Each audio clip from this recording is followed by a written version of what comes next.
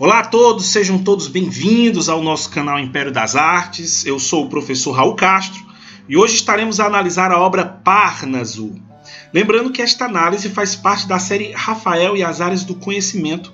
Se você ainda não assistiu ao primeiro episódio, é muito importante que o faça, pois o conteúdo complementa o outro. E claro, não se esqueça de se inscrever em nosso canal e ativar as notificações. Essa parte do afresco está de frente para as virtudes cardeais. É interessante notar como sempre as temáticas cristãs ficam de frente com as temáticas mitológicas, assim como a escola de Atenas, que representa a filosofia, fica frente a frente com a disputa do sacramento, que representa a teologia. Hoje estaremos a analisar o Parnaso, que alguns gostam de chamar Parnaso, que agora é a representante da área da poesia. Mas, como já dito no vídeo anterior, não podemos ignorar o teto da stanza della assinatura e novamente é por lá que nós iremos começar. As pinturas, que representam os 4 elementos da natureza, possuem a poesia sendo agora o ar, cuja temática será vinculada à paz. Nesse novo par de pinturas, Edgar Wind comenta que o elemento ar foi utilizado para significar o céu. Na cena mitológica, que seria a parte colorida, nota-se um homem curvado em primeiro plano e uma mulher sobre uma pequena embarcação, segurando um tecido que forma uma espécie de vela. Wind a identifica como Anfitrite, ninfa cortejada por Poseidon, deus dos mares. Anfitrite inicialmente recusou-se a casar com Netuno, fugindo e se escondendo na ilha de Atlas. Entretanto, o golfinho, astuto em assuntos do amor, descobriu-a e conseguiu convencê-la a retornar. A partida de Anfitrite é, portanto, o tema da pintura. De pé sobre o golfinho que a carrega através da água, ela segura um tecido formando uma vela para que o vento possa apressar sua jornada, sendo assim o elemento ar visivelmente representado na pintura. O homem sentado na margem em primeiro plano é Atlas, o titã condenado a sustentar a esfera celeste nos ombros, caracterizado por seus ombros curvados. Na pintura romana, que seria a parte em grisalho, temos o triunfante Augusto, primeiro imperador de Roma, sendo coroado pela figura alada da paz, segurando uma palma em sua mão. As asas da deusa, como a vela de Anfitrite, são uma visível alusão ao elemento ar. Mas Wind considera que aqui o ar também está presente no sentido de céu. A Pax Augustea, ou Pax Romana, o longo período de paz que se iniciou com o imperador Augusto, é referida como um período em que o céu desceu para a terra. Sendo assim, ela alude diretamente à poesia, pois a paz, sendo aqui representada como elemento histórico, pode ser transfigurado como sendo uma paz humana interior e representativa dos grandes feitos dos grandes poetas, escultores, arquitetos, enfim. As pinturas pendentes estão no canto superior da sala, exatamente abaixo de cada um dos pares do ciclo dos 4 elementos. Cada uma delas se liga a 2 figuras alegóricas que ocupam a parte central. O primeiro é um painel representando Apolo e Márcias. Este afresco ilustra uma história que narra uma competição entre Apolo e Márcias, um sátiro que havia se tornado um grande musicista especialista em uma flauta dupla, conhecida como aulos. A deusa Atenas havia inventado os aulos e a música que ela fazia era muito bonita. Infelizmente, quando ela tocou, suas bochechas incharam e seu rosto ficou todo contorcido. Os outros deuses zombaram, riram dela. Atena ficou tão envergonhada que jogou o instrumento fora. Márcias encontrou o aulos no chão onde Atena o havia jogado e depois de muita prática tornou-se um músico habilidoso. Na verdade, ele tocou tão bem que precipitadamente desafiou o próprio deus Apolo, um mestre na lira, para um concurso de música. Mas claro, as juízas desse concurso eram nada mais do que as musas, amigas, dependentes de Apolo. Claro, elas não foram tão imparciais e deram, portanto, a vitória para Apolo. Para você ter ideia, de acordo com o mito, Márcias foi esfolado até a morte em uma caverna, perto de Selene, na Frígia, e seu sangue foi transformado no rio Márcias. O Indy relaciona esse tema à poesia, pois Apolo é o deus da poesia, da música e das artes em geral. Na parte circular, acima do Parnaso, temos a representação própria da poesia. O primeiro ponto que nos chama a atenção, sem dúvida, são as asas, pois assim representam a elevação celestial, aludindo ao voar, elemento que combina o ar, voltando-se novamente para a paz, mas ao mesmo tempo alude à capacidade criativa do poeta. As asas podem aqui se referir à capacidade imaginativa que a literatura e outras artes asseguram. Seu braço direito é empurrado para frente em um gesto dramático, enquanto sua mão direita agarra um livro. Seu cotovelo esquerdo apoia-se em um busto de Homero. Que perfeição! Enquanto sua mão esquerda agarra uma lira. O fundo desse afresco, como todas as rodelas do teto, é um mosaico dourado, uma característica pintada que complementa o piso de mosaico embutido da estanza. Os acólitos seguram uma frase em latim que diz "Numine afflatur", frase retirada do grande poeta Virgílio em sua grande epopeia Eneida, a qual se pode traduzir como inspiração divina. Mas mais se chama a atenção é a palavra afflatur. Essa expressão é usada também por Cícero. Literalmente, o latim afflatus significa soprar sobre ou em direção a. Geralmente não se refere à originalidade repentina do costume, mas ao golpe surpreendente de uma nova ideia, que o receptor pode ser capaz simplesmente de sentir e incapaz de explicar. Coincidentemente, também se observa essa expressão no exórdio do canto 1 do Paraíso, na Divina Comédia. Dante retoma Virgílio e invoca Apolo, pedindo-lhe que o inspire, isto é, que entre o seu peito faça dele sair a poesia, de que Apolo é o nume tutelar. É justamente este o sentido da expressão numine afflatur. Então vamos agora para a pintura alegórica.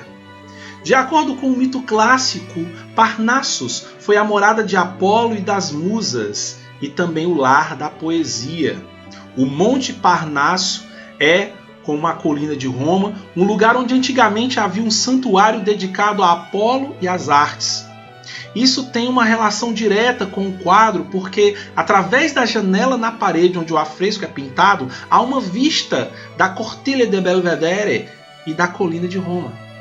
Inclusive gerou na literatura francesa o famoso parnasianismo, que no Brasil contou com grandes nomes como Olavo Bilac e Raimundo Correia. A palavra Parnasso significa morada simbólica dos poetas. Trata-se de um tema muito conhecido na literatura e que vem desde Homero até Virgílio, passando por Dante e Petrarca. Ao transpô-lo para a pintura, Rafael modernizou, dando-lhe a forma do repouso humanista, onde podem conviver divindades mitológicas, antigos videntes e poetas. Analisar essa alegoria é bem complexa, pois temos uma enorme quantidade de personagens. Enquanto que na virtude temos 3 personagens centrais e acólitos, aqui temos 29 personagens, sendo cada um deles pertencentes a 3 grupos, que dividi da seguinte forma. O primeiro grupo são os míticos, Apolo e as 9 musas, que em breve falaremos delas e as identificaremos. Todos podem ser contemplados nesse enquadramento. Grupo 2 são os da esquerda de Apolo e as musas, que se subdividirão em superiores e inferiores. E o grupo 3 são os da direita de Apolo e as musas, que seguirão o mesmo princípio, inferiores e superiores. No centro da composição, acima da relva molhada, podemos observar as águas da fonte Castália.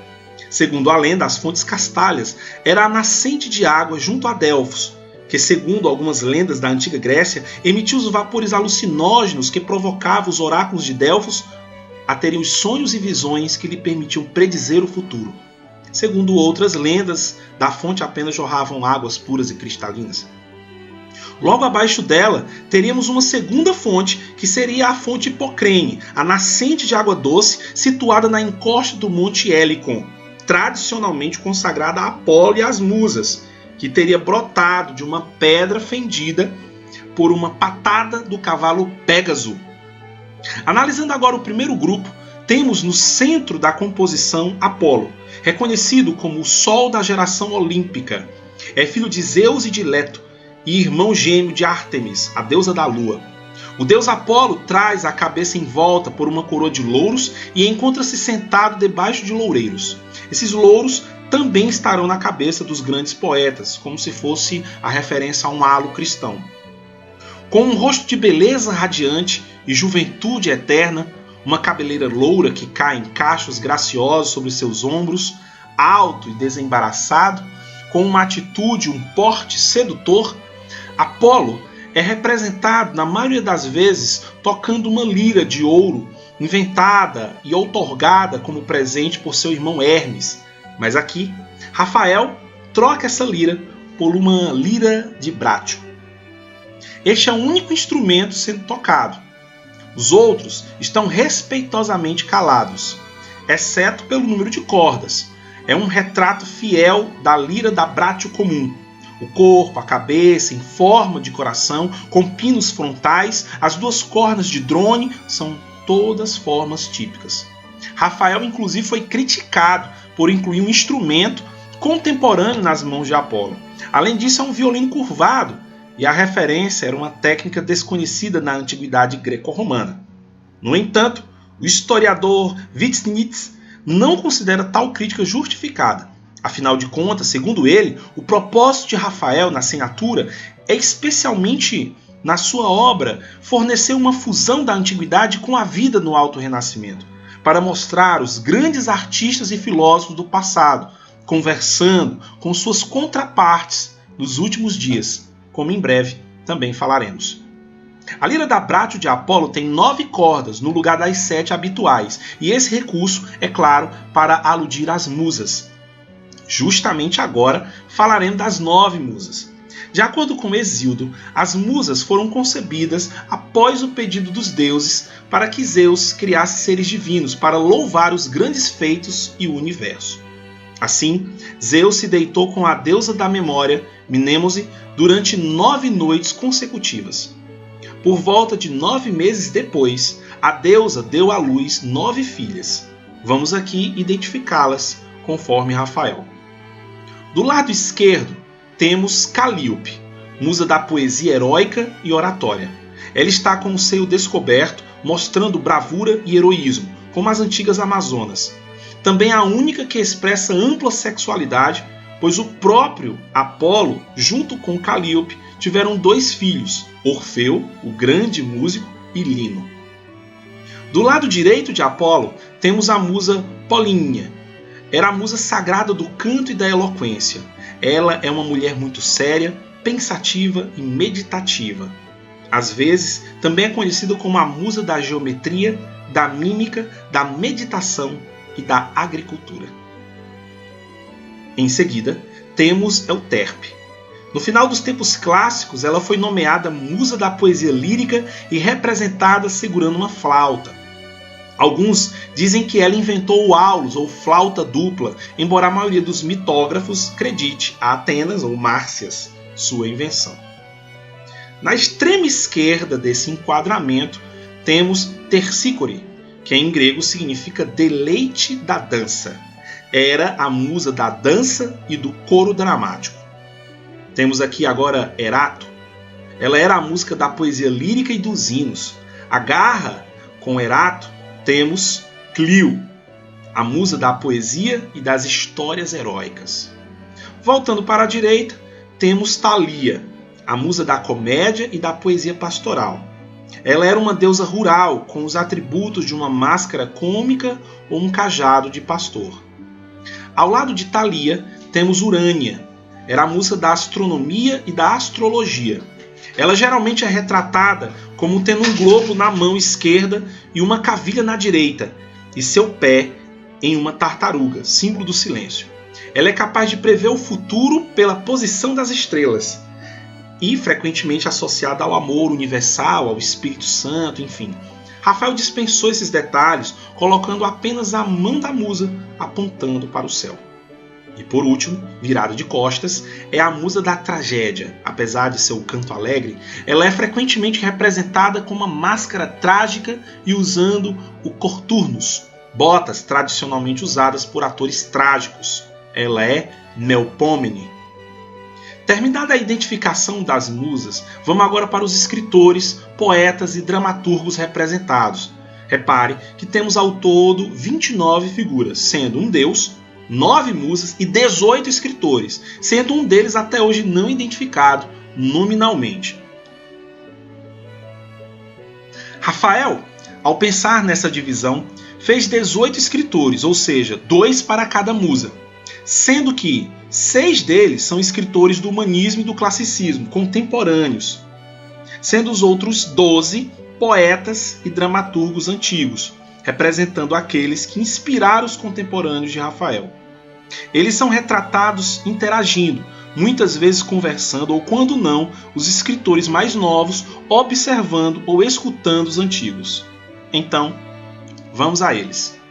Nesse primeiro destacamento, temos no centro do enquadramento Homero, grande poeta a qual é atribuída a ele obras grandiosas como Ilíada e Odisseia.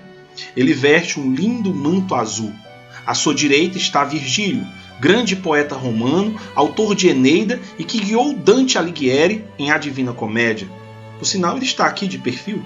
É incrível como que, para este pequeno detalhe, este pequeno enquadramento, Homero é colocado acima dos outros.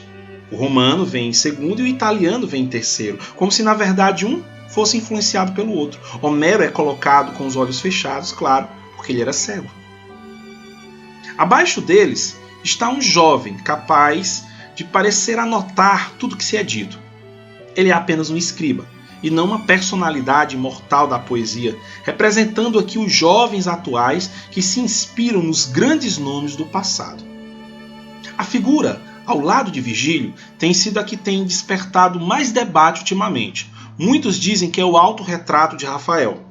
Em alguns artigos, por exemplo, eu vi que colocavam sempre como desconhecido.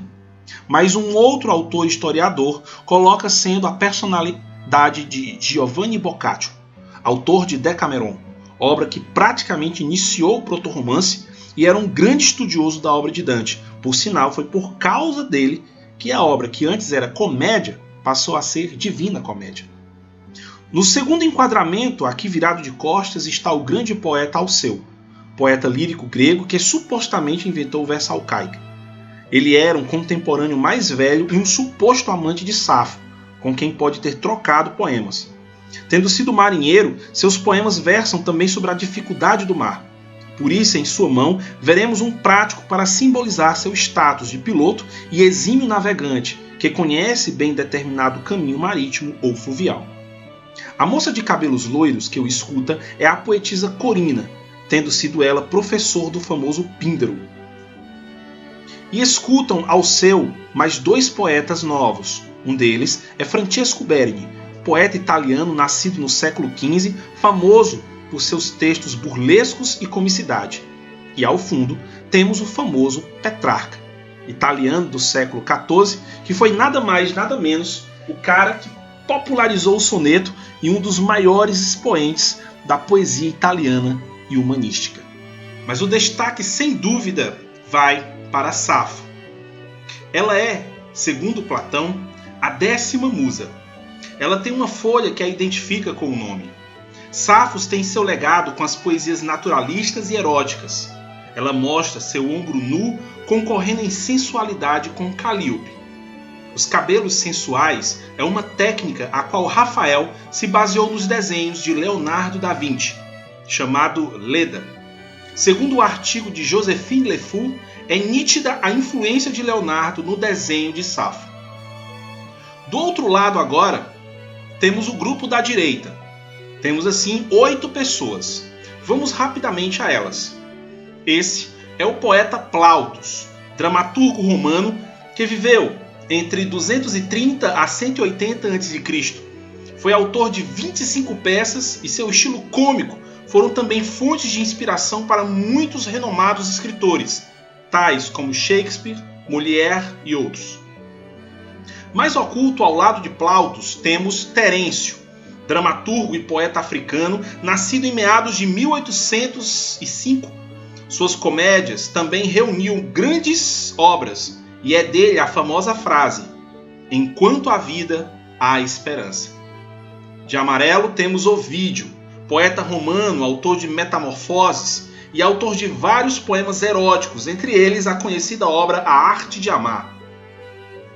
O senhor ao lado de Ovídio é um contemporâneo de Rafael, é Jacopo Sannazaro, poeta e humanista italiano do Renascimento, escreveu obras como As Bucólicas, a qual futuramente irá inspirar poetas do neoclassicismo no famoso estilo Arcade ou bucólico.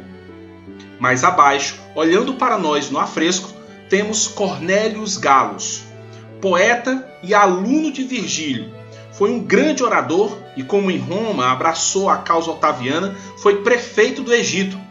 Ovídio chega a considerá-lo o fundador do estilo elegíaco, que são poemas metrificados com um verso hexâmetro dactílico seguida por uma linha em pentámetro dactílico. Com a mão no queixo, temos Anacreonte, poeta grego nascido em Teos, na Jônia. Era bastante conhecido por sua lírica que explorava o beber do bom vinho e o erótico. Coberto agora por um manto azul, temos Horácio, poeta romano nascido na Itália, bastante estudado por explorar as temáticas do Carpe Diem. E por último, temos Píndaro, que foi aluno de Corina, poeta grego, autor de Epsínios ou Odes Triunfais. A ele se atribui também a célebre frase: homem, torna-te no que és. Assim, senhoras e senhores, terminamos o Parnaso, uma obra de grandeza única que mostra em alguns metros de parede de teto os grandes nomes do humanismo e do classicismo, bem como os grandes mestres gregos e romanos que tanto os inspiraram e que devem também nos inspirar a buscar o mestre da qualidade técnica, assim como Rafael executou em sua eterna arte.